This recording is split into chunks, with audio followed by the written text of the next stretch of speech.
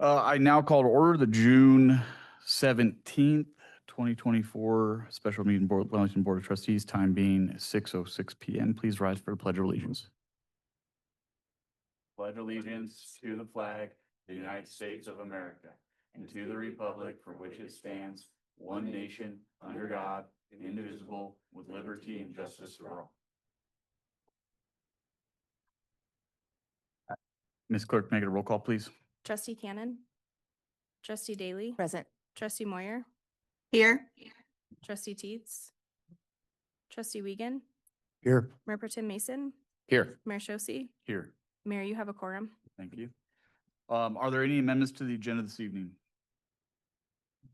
Any conflicts of interest with the agenda this evening? No. Now will be time for public comment. Members of the public wishing to speak on non-agenda items will be given 3 minutes. Okay. No public comment. All right, Ms. Clerk, will you please read the title for item E1? Resolution number. Thank you. I apologize about that, Mayor. Resolution number 2025-2025, a resolution of the Town of Wellington Board of Trustees authorizing the acquisition of certain properties and easements along the Cleveland Avenue right-of-way. Perfect, thank you. And Mr. Gowing and Nathan Ewert, Public Works, and then Dan Sapienza will present on this item.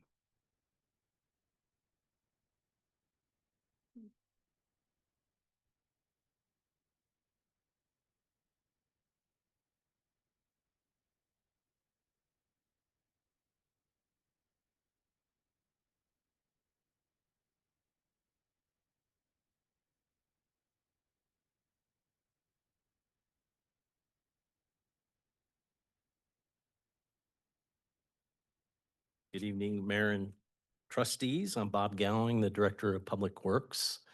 And we're pleased to bring this kind of combination item to you, a little bit of an update on the project, the Cleveland Avenue Improvements Project, and the discussion about the potential right-of-way acquisition. So, and of course, I can't see that. I don't have my glasses. I'll be using 2 PowerPoint presentations here. Bear with me, please. So the project vision and goals, when we first started out on this project, we had some pretty clear goals in mind, and those are listed on this slide. And the key words here for me are pedestrian and vehicular safety, accessible and inclusive streetscapes, including sidewalks, ramps, ADA parking spaces, the whole shebang. Improved lighting, on-street parking, increase the on-street parking to support downtown businesses, a real storm drainage system, which we desperately need in Cleveland, new landscaping and placemaking elements, and of course, this project should serve as a linchpin for future economic development along this corridor and hopefully the town as a whole. Nobody out here. Brief recap of past events, and I'll go through this one quickly. As everybody knows, we landed 4 different grant opportunities for a total of $4.444 million in grant money. We executed an IGA with CDOT back in December of 23.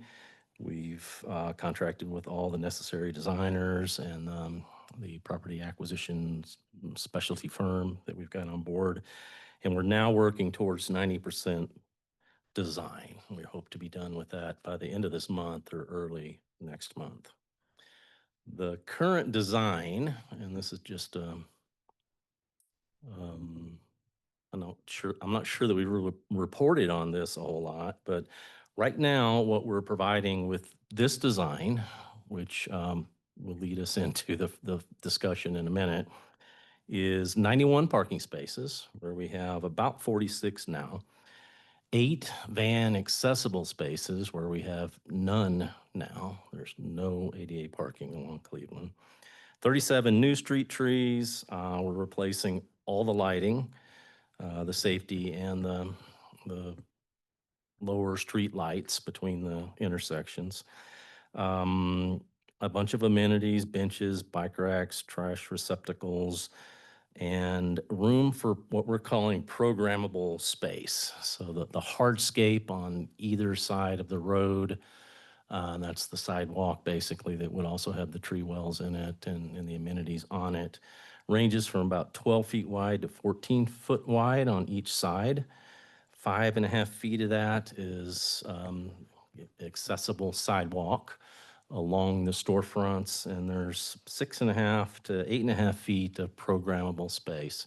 That's where we're putting the trees, the benches, and also kind of fully intend to make that available to business owners for use on a business by business basis, and in that way, a little bit customizable out there. And we've taken some of the benches that you'll see on the plan I'm about to show you out to allow more programmable space, but those are exactly the kind of things that we hope to get more feedback on as we move forward. We've got a town hall coming up in, I think, July 15th, and we're really hoping to start getting some good, solid feedback on the amenities and the landscape part of the project. So all this requires some, well, let me go ahead and, I'll just go ahead and say, as you know, some of this, all of this requires some right-of-way purchases and purchase of temporary construction easements. But I did want to show you the current state of, this is kind of a graphic of the landscape design. And what you'll see there are the paving and the hardscape. You can see the curb extensions at the intersections. This is from first to second on the top view, and the bottom view there is second to third. You'll also notice where the handicaps or the ADA spaces are, and the ramps, the tree wells, the benches, and all those different things. This doesn't show the lighting quite yet, but we're working on that now, and that'll be completed with the 90%. That typically kind of comes last. The next page is the next two blocks from third to fifth. Third to fourth is on top there, and you can get a pretty good feel for what it's going to look like from a plan point of view. In those two blocks, and you see the theme just is continued all the way from first to fifth. And a little bit beyond fifth, we're improving the east side of the intersection of Cleveland and Fifth, where the RRFB is now. We're basically going to move that to the east side, and it'll be all new, nice sidewalks, and also do a little bit of work over there. There's some drainage over there as well. And of course, all this has a brand new underground storm drainage system with inlets, pipes, manholes, all the way from first to fifth. And then that system runs south all the way down to Coal Creek at Fifth and Kennedy down there.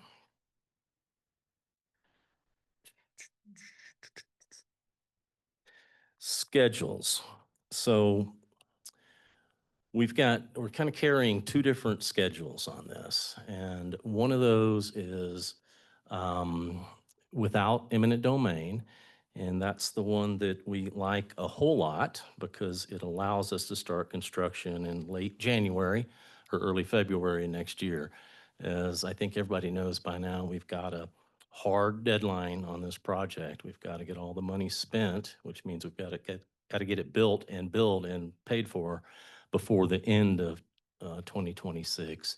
And then we've got the first quarter in 27 to kind of close up all the grant paperwork and all that sort of thing. So that's the schedule we really like. The schedule that frankly we don't care for is the one that may require eminent domain. That doesn't get us started until May, and it shortens up our available construction time, which we're not fans of. We do feel like we can still get it done, but there's just not as much room for surprises that we find under the paving, under the sidewalk, delays, weather delays, all those kinds of things that can impact the delivery of a project. We would like to have that little bit of additional time. So it's in our best interest by far to make a deal on these purchases and feel like that's best for the community. We want these property owners to benefit from the project and to be whole when it comes to the property acquisition. And that's our goal, and that's been our goal from the beginning. And we don't have any intention of not pulling out all the stops to make that happen. The next slide, I believe we are into the schedules. I won't go through that in a lot of detail. The start construction and construction's in there, but those are really just there to illustrate how many steps it takes to do a project like this, but more importantly, the start construction date. And with that, I will bring up the right-of-way acquisition slide, and Dan Sapienza will come up and talk about that.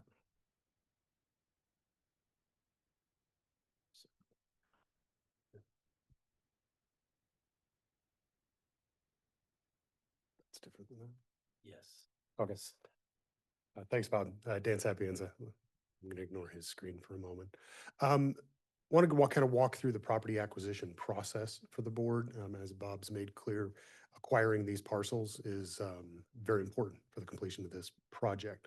We're talking about 4 pieces of right-of-way and 5 temporary easements. The town has to follow a number of different laws, federal and state and local, to acquire these because there's federal dollars involved. And so we are following a CDOT mandated process for acquiring the properties, and that dictates when we can begin acquisition, and it dictates every step along the way. And that's why we're here today, and that's why we have a pretty short window that we're talking about. The first step in acquisition process is getting the right-of-way clearances. I mean, we can't, in many processes where if the town wanted to acquire property, we'd go talk to property owners 2 years ago, try and begin the negotiation process and buy properties. But here, because we're using federal dollars, we have to actually go through the right-of-way clearance process and create final or at least preliminary right-of-way plans that we can work off of. Need final plans, okay. Following that, the town or the town's consultants, the Western States Land, will send out notices of intent to each property owner, which tells the property owner that the town would like to or needs to acquire certain parts of their property, and talks about the appraisal process, because the first step in this is the town's going to go out and get an appraisal for the parcels and the temporary easements that need to be acquired. And the property owner has the right to go get an appraisal of their own. They don't have to trust the town's appraisal on this. If they get that appraisal within 90 days, the town will pay for that. And that's, again, required by CDOT policies. At the end of the 90 days, after the town has got an appraisal, after the property owner's got an appraisal, then we have to send those appraisals to CDOT. And CDOT has appraisers on staff themselves.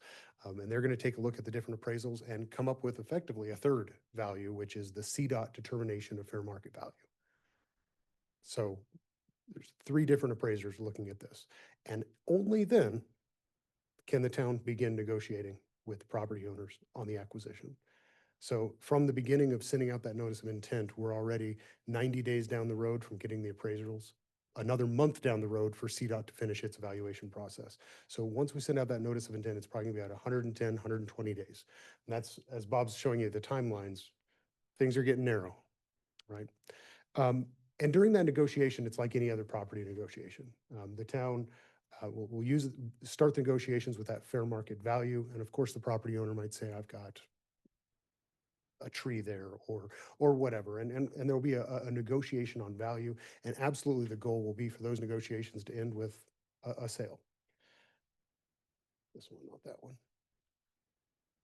one. However, if those negotiations are unsuccessful, that's when the eminent domain process would begin.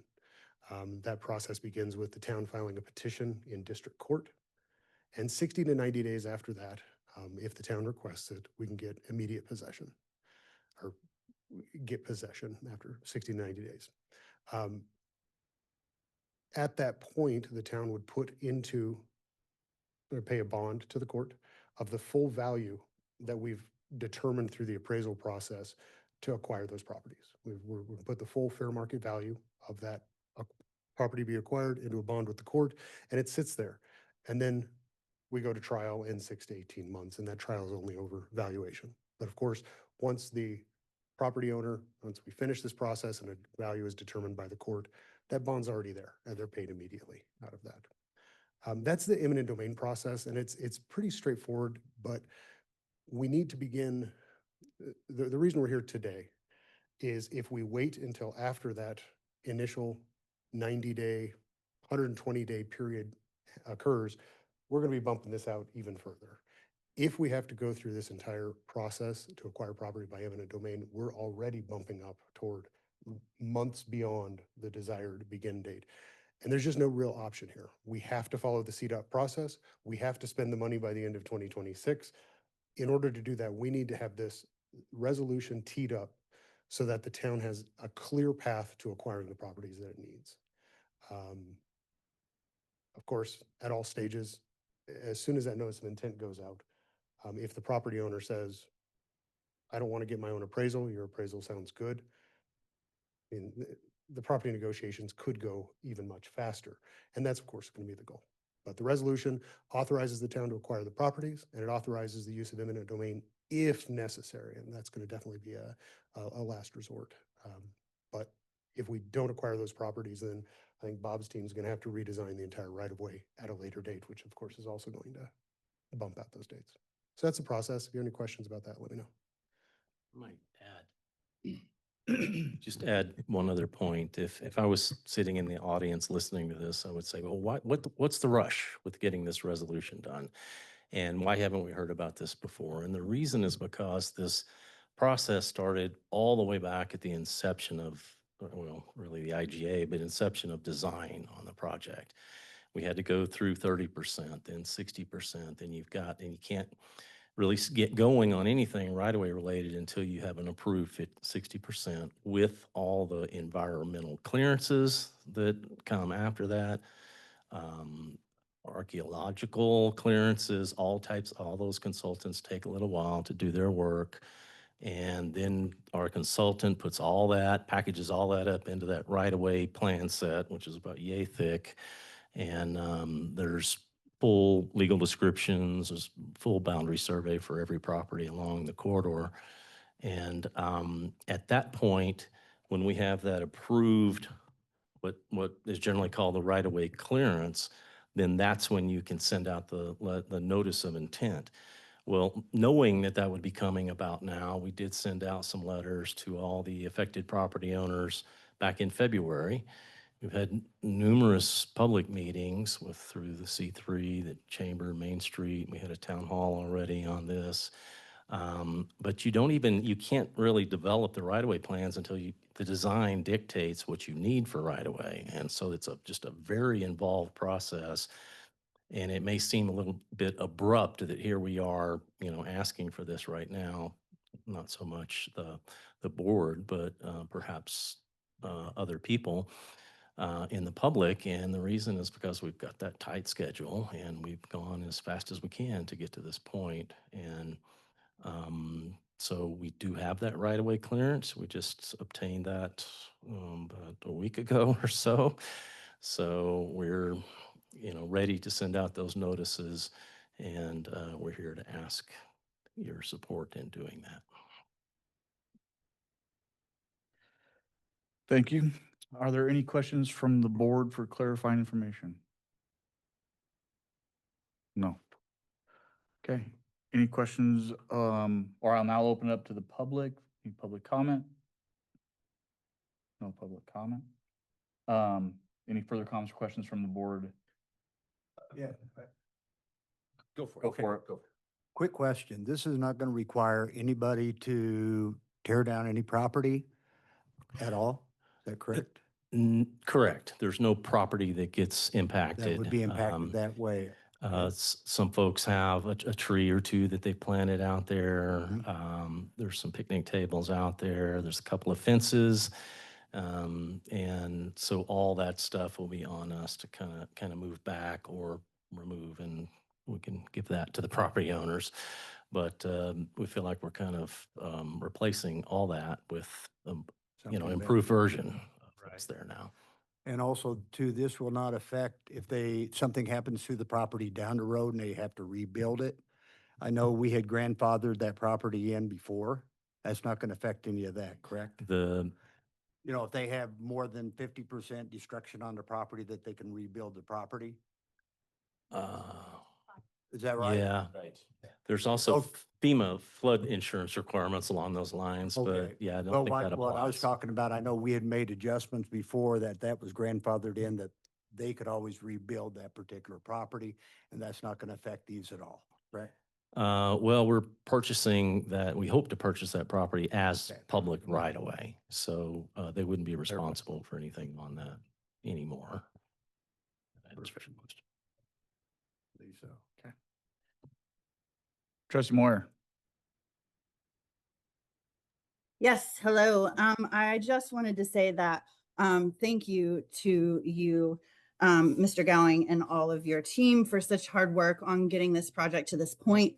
Obviously, federal funding comes with a lot of hoops and restrictions and requirements, and so super important for us to move forward and to spend that money down by the deadline. Otherwise, the redesign, the list of things that could happen is just dollar signs moving rapidly, and something none of us want to see. So again, thank you so much. And this is just one necessary step in the right direction. Thanks. Thank you. Trustee Daly. I see this as an opportunity to start the process to purchase property. I think that's wonderful. And the result and everything that's dictated this need is based off of safety and ADA improvements, as well as just improved streetscape in general. So a lot of these properties have less than ideal streetscaping right now, and sidewalks actually failing in some cases. So I guess negotiations to first purchase property from these landowners and then also replace that space with more parking and better streetscapes and better sidewalks, I think is a wonderful opportunity. So I look forward to us starting those negotiations and having this kick off that process. Thank you. Mayor Pro Tem. Mr. Gowing, just one real quick clarifying question for you. Obviously, this is kind of the first step to all of this. We have to start doing some of these things before some of the negotiation happens down the line. I just wanted to be clear that if any property was to have to, go through eminent domain, obviously nobody wants that to happen. But if that was to happen, I presume the board would be informed before that would occur. Absolutely. Yeah. The beginning of the condemnation or eminent domain process requires filing, like I said, a petition with the court. If we get to that stage, the board will be well informed of that procprocess. Thank you. I did understand that. I just wanted to make it clear to residents that obviously this is, we're talking about 15 feet of property in front of these four locations. And obviously the town wants to make a fair deal on all of this. And I think it's going to be very beneficial to all the businesses that happen to be out there. Obviously, a lot of those are going to end up gaining parking spaces and that sort of thing. And I think, as far as the revitalization of Cleveland in general, 45 new parking spots downtown, lots of new trees, 8 ADA accessible van parking structures. This is very cool stuff. So I did just want to be clear to everybody that, this is not something where the board takes any of this lightly. We don't want to have to acquire anybody's property without giving them a fair value for what that is. So thank you. Can I make one more? Thank you. I want to make one clarifying fact here. Even if this does go to the worst case scenario of eminent domain, these individuals will be getting fair market value decided by the courts. So nothing's being taken. It will be purchased one way or another. So I just wanted to clarify that as well. Trustee Wiegand. Can you expand on what you're going to be doing for the storm drainage there? We're putting in inlets, at the curb and gutter on both sides of Cleveland and Fifth going down to, so we're installing multiple inlets and a pipe that starts out relatively small, but as it collects water moving east, so we're gonna have a pipe all the way from First. It's gonna carry that water all the way to Fifth, where it takes a right turn and heads all the way down Fifth to Kennedy, where Coal Creek kind of reemerges down there. So that's the nearest safe outfall for that drainage. And it's, yeah, so that in combination with regrading all the curbs and gutters, all new pans where the intersecting streets come in, all new driveway aprons for the existing accesses that we'll be replacing. All that's going to make it drain, and it doesn't drain right now. There's a dozen duck ponds out there after every time it rains. So Lake Wellington will be gone? Uh, Maybe. Lake, Lake Cleveland will be gone. Yes, the whole string of lakes there. Yeah. Thank you. Perfect. Okay. Thank you for the presentation. We've been briefed on this. This project is only going to beautify and make our town more attractive to economic development, growth, make people feel better about where they live, maybe have more pride in the community of itself. Obviously, we're hoping for the best, but we need to plan for worst case scenarios. None of us want to proceed with eminent domain. I'll restate once again, even if we did that, they would still get fair market value decided by the courts at that point. But we want to negotiate everything first. There will be money changing hands either way. So that being said, thank you very much. Ms. Clerk, may I get, or do I hear a motion on this item? I'll make a motion to approve resolution number 25-2025, a resolution of the Town of Wellington Board of Trustees authorizing the acquisition of certain properties and easements along the Cleveland Avenue right-of-way. Second. Thank you. Ms. Clerk, may I get a roll call, please? Trustee Daly, Yes. trustee Moyer, Yes. trustee Wiegand, Yes. Mayor Pro Tem Mason, Yes. Mayor Shosse. Yes. Mayor, that motion passes. Thank you. Having no further business, do I hear a motion to adjourn? All in favor? Aye. Aye. Awesome. I now adjourn the special meeting, time being 6:34 PM.